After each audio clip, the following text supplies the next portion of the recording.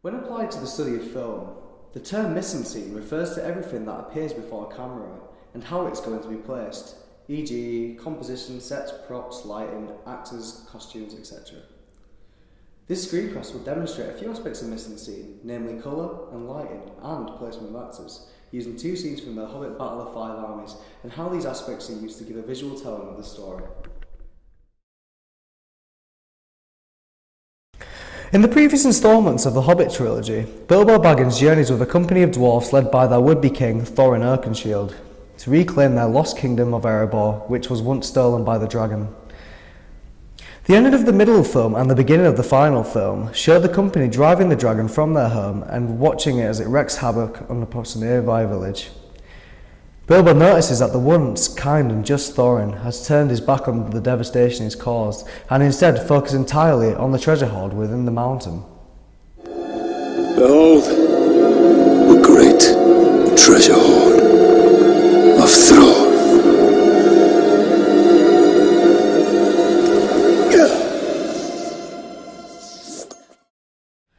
The first scene we'll look at is close to the beginning of the film. A few members of the company that had been left behind in the village that the dragon attacked have now reached Erebor. Upon arrival, they are warned by Bilbo that Thorin has been acting strange since they arrived at the mountain, and Bilbo believes that a sickness has fallen upon the gold hoard. I've tried talking to him, but he won't listen. What do you mean, laddie? Thorin, he's been down there for days. He doesn't sleep. He barely eats.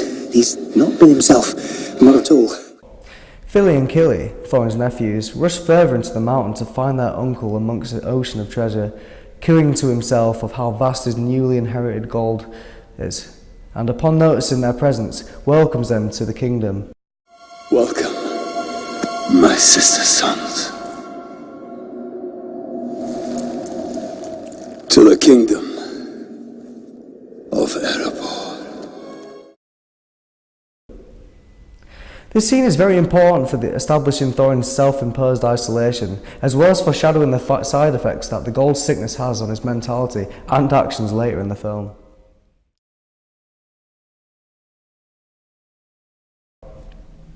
First we'll look at the placement of the actors in the scene. The company is shown through mainly mid-shots, so we can see both the movement of their hands and their expressions.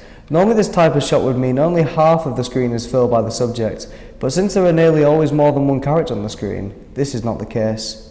There are usually at least 4 members of the company shown at any given time, giving a very cramped and uncomfortable feeling to the shot. The other type of shots used with the company are medium close-ups, though these are mainly focused on Bilbo and Philly, the two most important members of the company to Thorin. Bilbo has, over the course of the journey, become Thorin's most trusted friend, and Philly, his eldest nephew, is the heir to the throne. These medium close-ups give particular emphasis to their facial expressions, showing their shock and fear at Thorin's complete change in personality. Thorin himself is initially shown through a wide-angle low shot to both highlight his change of outfit from the casual to frivolous, and to establish his new dominant personality. All following shots are medium close-ups which clearly depicts his barely restrained mug joy.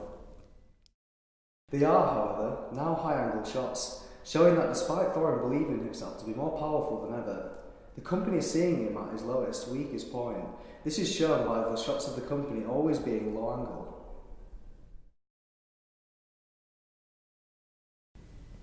Next we'll visit the colour and lighting in the scene. The main source of light throughout this scene is the massive hoard of gold surrounding Thorin.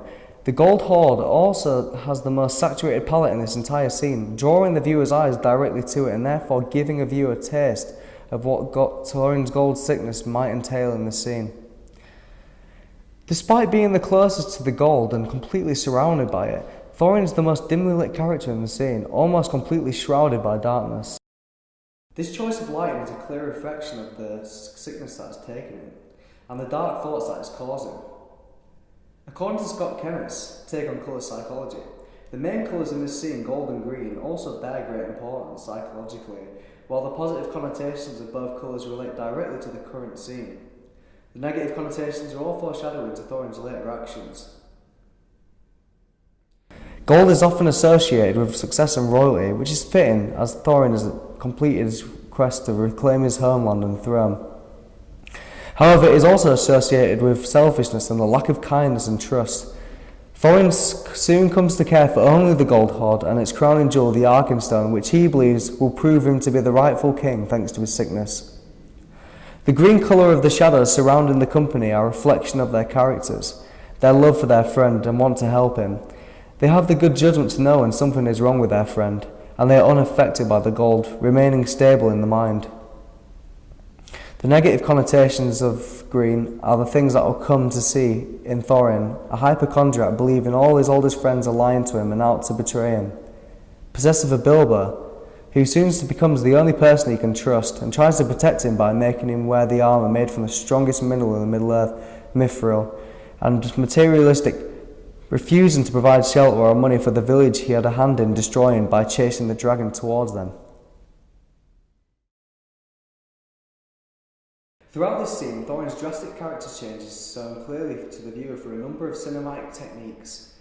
It highlights just how the sickness has changed Thorin, how the bravado given to him by the gold has isolated him from his friends and family, and will continue to do so for much of the film.